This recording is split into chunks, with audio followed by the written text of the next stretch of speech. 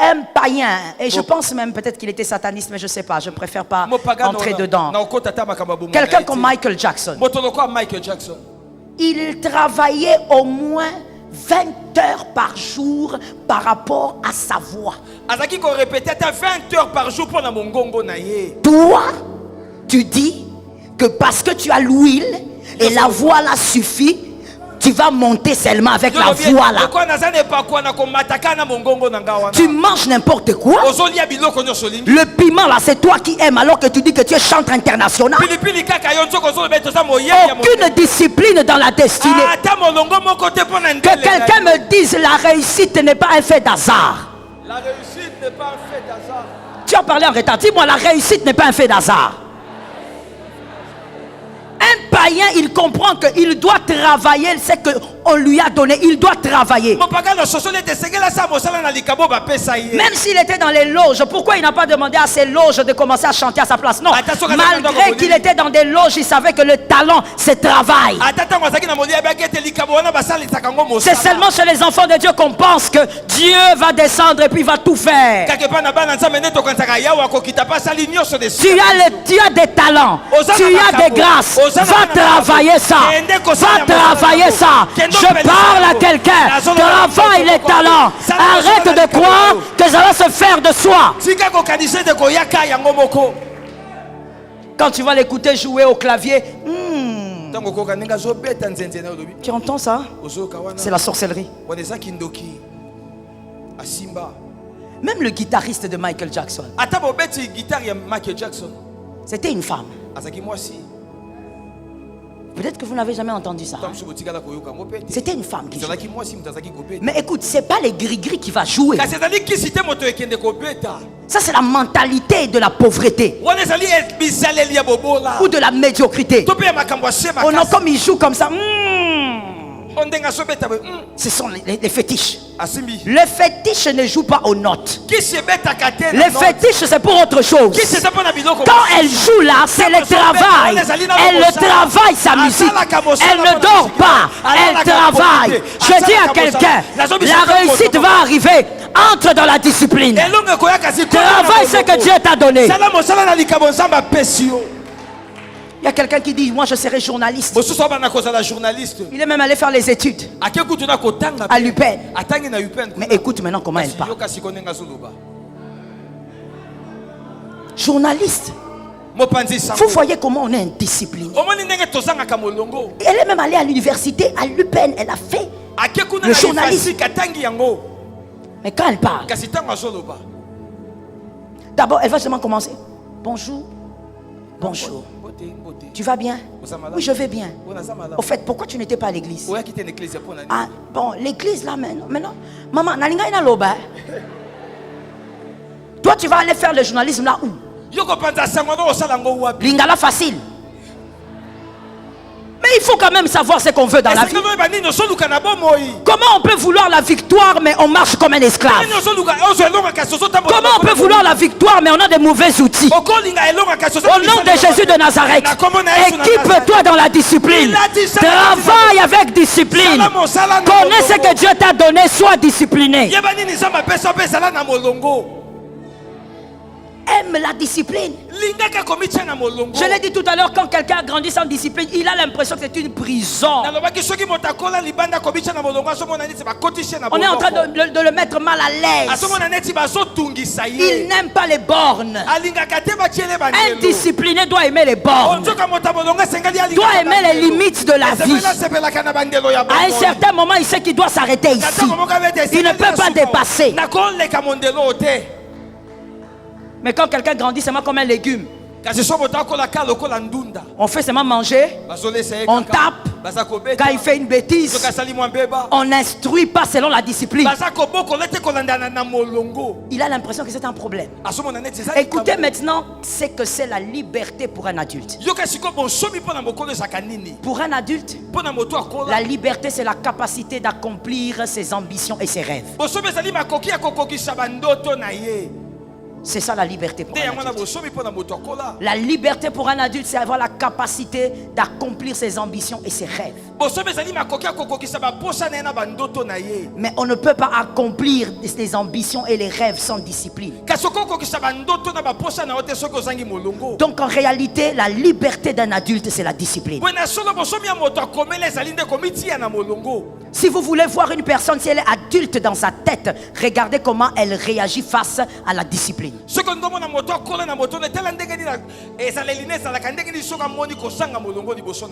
Que l'Éternel nous vienne en aide. Entourez-vous des personnes qui peuvent vous aider dans ce domaine-là.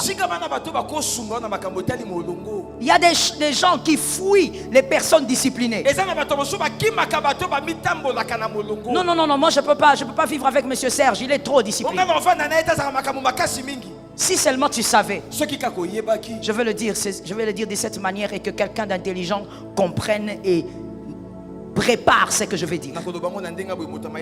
La discipline a la capacité de raccourcir le parcours de la destinée.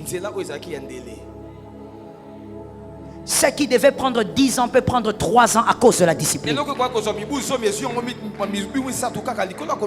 Ce qui devait te prendre 10 ans peut te prendre 2 ans à cause de la discipline.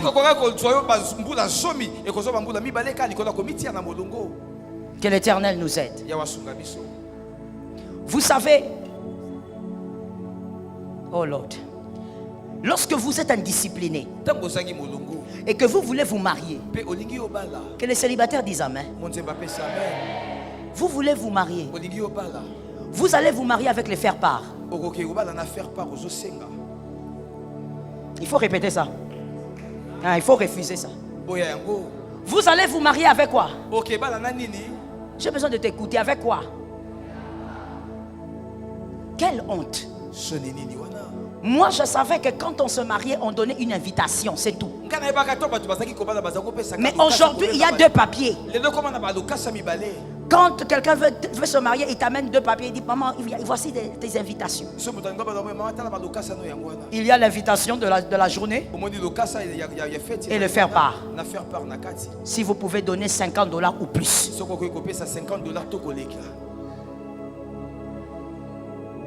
Pourquoi? Parce que dans ton indiscipline, à l'heure du travail, toi tu es allé prier.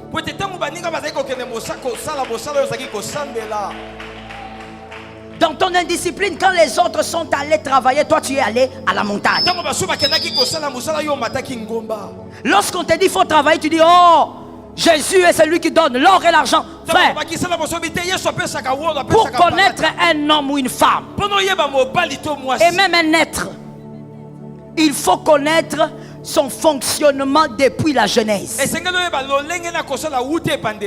Dans la Genèse, Dieu lui-même, qui est maître de l'or et de l'argent, avait demandé à Adam de cultiver le jardin. Il avait demandé d'entretenir le jardin. Dieu n'est pas contre le travail. Il y a un temps où il venait voir Adam, mais il y a un temps où Adam devait cultiver. Je parle pour les hommes intelligents. Hier on a lu ce verset. La Bible dit que Dieu venait le soir. Pourquoi Dieu ne venait pas le matin? Pourquoi il ne venait pas à midi?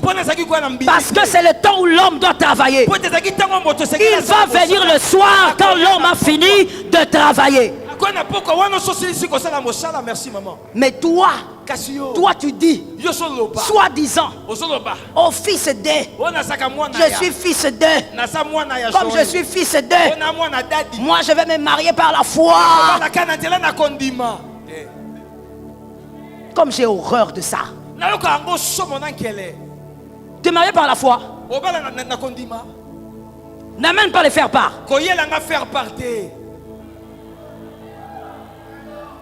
Tu amènes les faire part. Tu veux épouser. Toi aussi la femme là, tu es comment toi-même? Façon de fille. Aventurière. Incroyable. Toi tu es femme ou girafe? Quelqu'un veut t'épouser, tu ne sais pas où il t'amène. Vous ne savez pas là où vous allez dormir après la soirée. Il te dit ma chérie, Dieu est puissant. On va d'abord aller à la maison chez notre papa.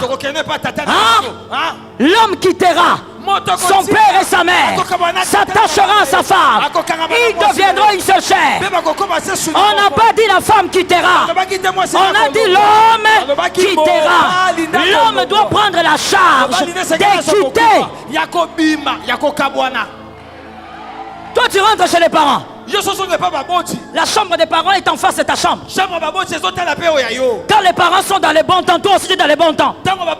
Abomination. Abomination. Abomination. Abomination. Je vais le répéter même si tu es malade. Abomination. Abomination. Abomination. Abomination. Quand les parents sont dans la chambre, toi tu dois être dans ta maison.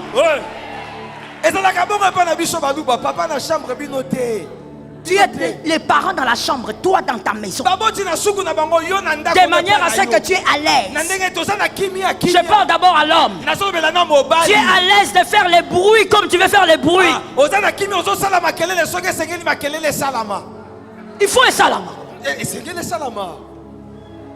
Pourquoi tu regardes en bas, je te parle, tu connais ça. Et toi aussi la femme, tu es à l'aise.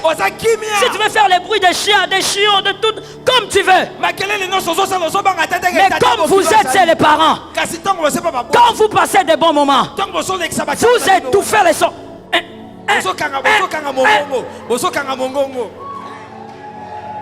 Tu vas étouffer ta femme avec l'oreiller. Oh chérie, calme-toi. Frère, c'est pas le moment de se calmer. La pauvre fille, peut-être qu'elle entendait bien les enseignements ici. Elle a refusé de coucher avec des hommes. Elle a attendu le mariage. Le jour-là, toi tu lui dis maintenant calme-toi. Elle ne doit pas se calmer. Elle doit se déchaîner. Va l'amener là où elle doit habiter.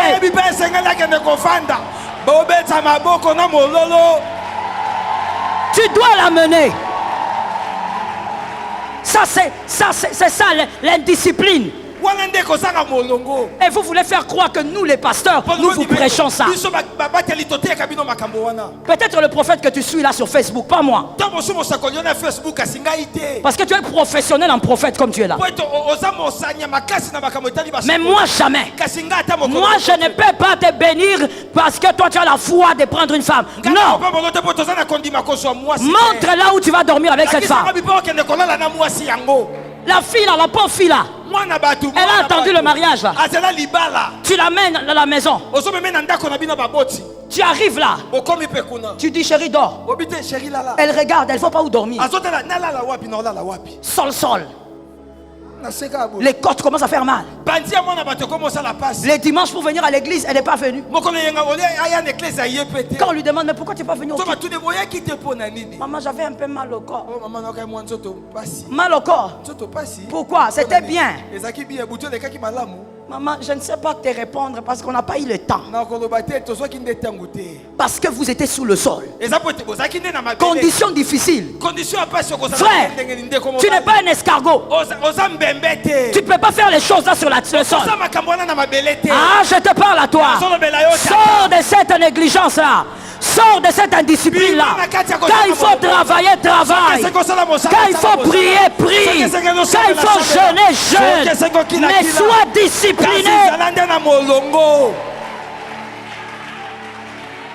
Oh non, moi j'ai la foi. Moi je sais. Frère, il ne faut pas donner les retards aux gens. Il ne faut pas donner les retards aux gens. Quand tu fais déjà un pas, tu vas permettre aux autres pas de venir. Frère, fais un pas dans le travail.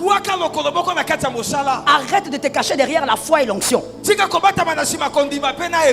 En Éden, Dieu ne venait pas tout le temps, il venait le soir. Va travailler. Oh non, moi je ne sais pas quoi faire. Tu ne sais pas quoi faire, tu sais seulement quoi faire avec une femme. Si tu ne sais pas quoi faire, ne prends pas de femme. C'est tout.